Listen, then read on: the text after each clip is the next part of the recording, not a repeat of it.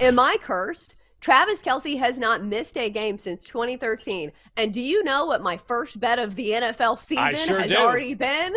Yeah. Oh my goodness. How does this affect me personally? Like, Travis Kelce, I'm sorry, bro, but I am interested in me and my bets. I have already placed this bet, and I'm feeling like I broke a mirror or something because I already bet Travis Kelce anytime touchdown, parlayed with the Chiefs to win. So at least if he doesn't play, I will get this bet voided, correct? Like, now I got to root for Yes. him not to play.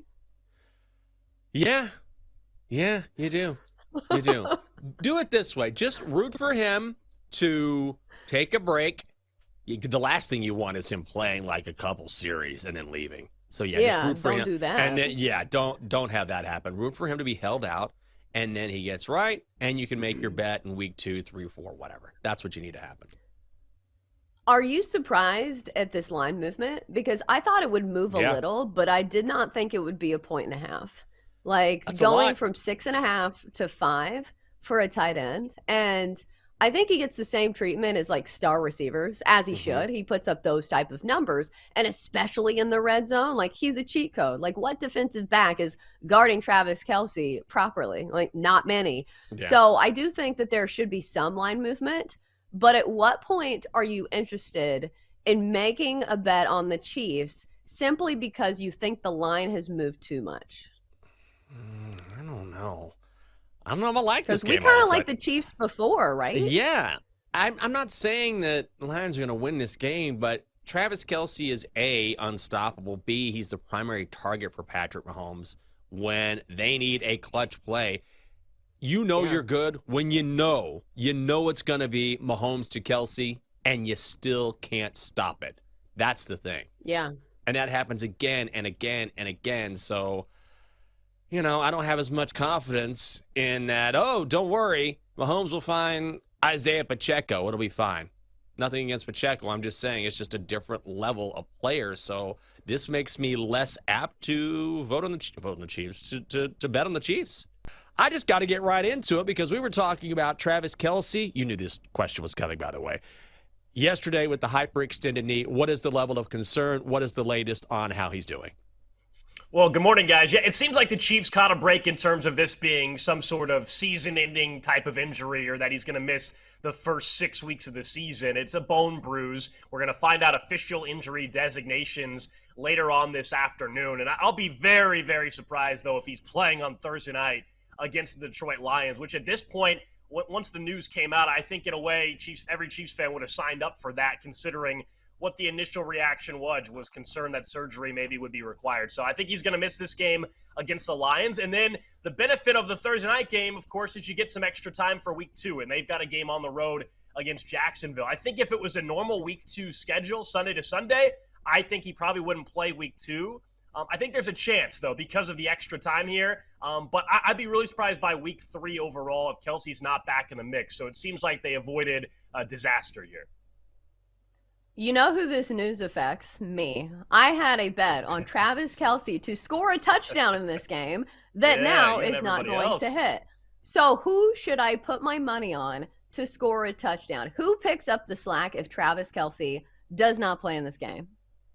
Yeah, you and everybody, Chelsa, was all over Kelce there. Minus 155, I think, is what he was for an anytime touchdown in this game. I think there's 2 players that you have to look at immediately. Number one is just the backup tight end, Noah Gray, who's not going to get targeted as much as Travis Kelce does. But we were already talking in Kansas City a little bit about, could this be a year where Noah Gray took a slight step forward? Travis Kelce's not getting any younger. I think they need to ease up on him a little bit to make sure he's fresh for the postseason this year. And so I already thought Noah Gray could be a bigger factor. I think there's an opportunity here for Noah Gray. And then after that, Sky Moore. So Sky Moore is someone that's going to get all the slot snaps anyway with McCole Hardman out of the picture. And I think there is a leap to be had for Sky Moore, who was very disappointing his rookie season. I don't have the exact number for the anytime touchdown for Sky Moore. I can tell you I love his receiving total, though, at BetMGM. It's about 45 and a half yards. That's actually up 5 yards from where it was this time yesterday, as a matter of fact. But I think Sky Moore can go over 45 and a half yards.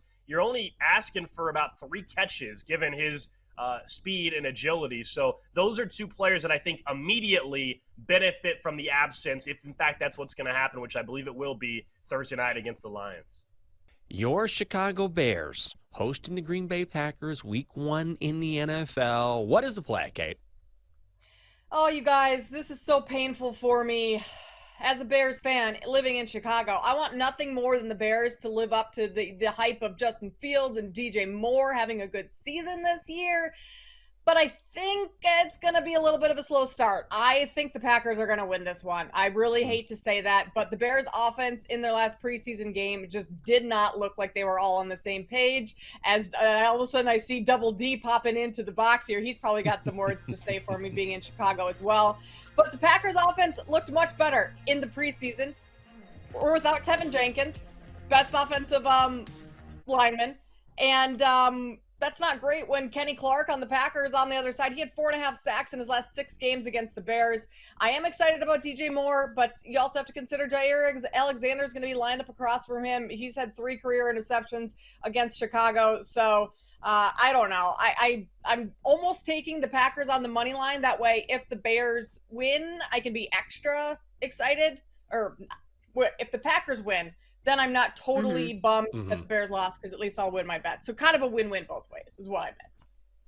Yeah, it's called hedging your happiness, where you bet against your own team to where at least if your team loses, you win some money for yourself. But that is a tight spread. It is expected to be a close game as the Bears are short 1-point favorites at home over the Packers. All right, next up, looks like you have some college football action for us. So let's head to North Carolina, where the Heels are hosting Appalachian State. Who do you like here, or what's the play?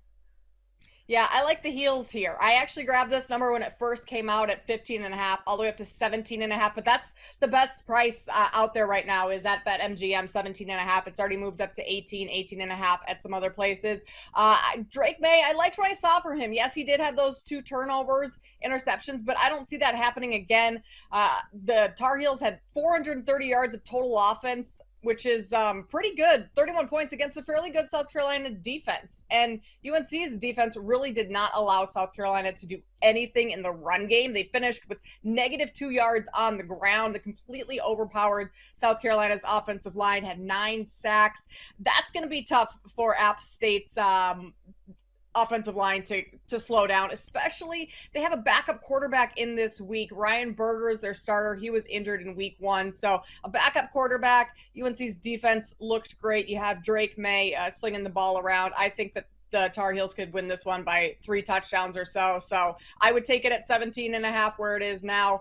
But I think this is going to be an easy win for UNC, as long as they don't kind of fall into the complacency trap after, a big win over South Carolina. That would be my only concern here. So he has now joked about this in 2 different commercials, the Lay's commercial and the Manning Cast commercial. And they are so close to the start of the NFL season after the Patriots cut all their backup quarterbacks. Tom Brady, of course, was a quarterback with the Patriots. So speculation, those 2 things collide. And you think Matt Corral, he's the answer. This is a diversion. Tom Brady, the days that go by, I think there's less and less chance that he will return to play for the Patriots, because he's kind of neutralizing this by saying on podcasts that he's happy he retired and he doesn't want to go back. So you have no idea what he's doing. What I take from all of this, and after doing all 10 TikToks I did on this, every time there's evidence that he's coming back because he's making this too clear and he's driving this too far into the ground, he has a lot of time on his hands. And I think Jenks is absolutely right that it is like an addiction, that attention and that drive and that just doing things and sitting around is not something that he, I think, has found he wants to do. And I think the divorce probably changed some things. I don't really think he anticipated getting divorced right after or before retiring from football. I think maybe he didn't envision, this was not his 5-year plan. I don't think his 5-year plan included being divorced. I mean, who knows? But it seems like this is different than I expected retired Tom to be. I exactly expected him to be on an island somewhere. He has 1 million homes in the Bahamas with Kim Kardashian. and dating Irina Shayk, things like that. I expected him to just kind of take a step back, but he doesn't want to. He wants to be in the spotlight. The very first football game that happens for the Patriots after he retires, he will be there. There's no break between the two. He is going to right away be honored. He wants to be in the spotlight. And I feel like this unretirement speculation and him speculating about it and the jokes mean more that he could unretire, sign a one-day contract with the Patriots, and that will be what his unretirement again will be. More so than I believe he will actually play a season for the Patriots.